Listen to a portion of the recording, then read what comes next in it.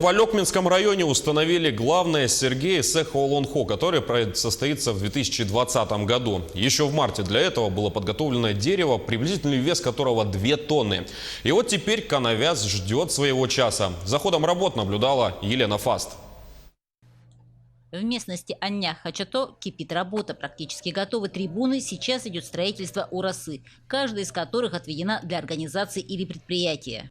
Кипит работа и на обрядовой площадке. Буквально недавно установлен один из важных символов Эсех – главное СРГ. В соответствии с традициями в момент установки был проведен небольшой обряд.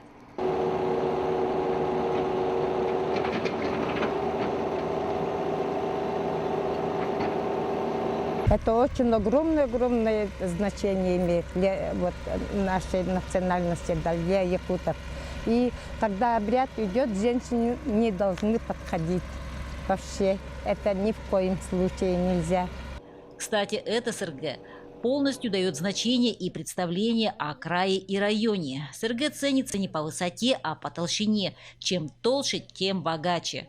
4 головы лошадей на самом верху говорит, что в Алекминске будет в 4 раза больше достижений и прибавления. С самого верха и до низа СРГ украшена резьбой. Вся работа была проведена мастером из Татты Василием Яроевым, студия «Дизайн Уран». Полностью картину можно будет увидеть в следующем году, а уже через несколько дней здесь впервые проведут районный эсэх. Елена Фаст, Максим Копылов, Алекминск.